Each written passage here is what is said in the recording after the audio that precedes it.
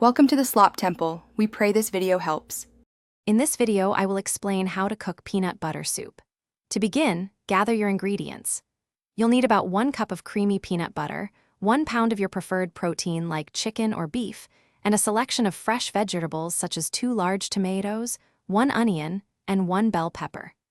Don't forget 4 cups of chicken or vegetable broth and your favorite spices, including 1 teaspoon each of ginger and garlic, plus a pinch of cayenne for a little kick.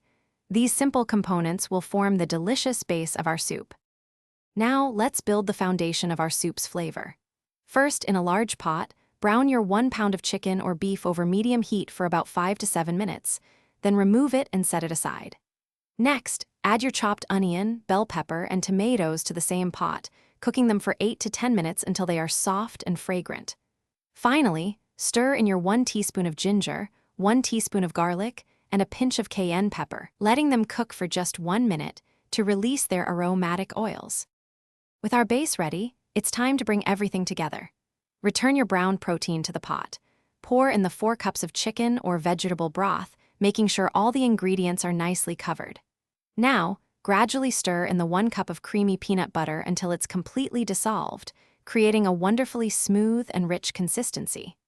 Bring the soup to a gentle boil, then reduce the heat to low and let it simmer for at least 30 minutes, or until your protein is perfectly tender and the flavors have melded beautifully. Finally, it's time to enjoy your homemade peanut butter soup. Before serving, give it a taste and adjust any seasonings. You might want to add a little more salt, pepper, or even a dash more cayenne for extra warmth.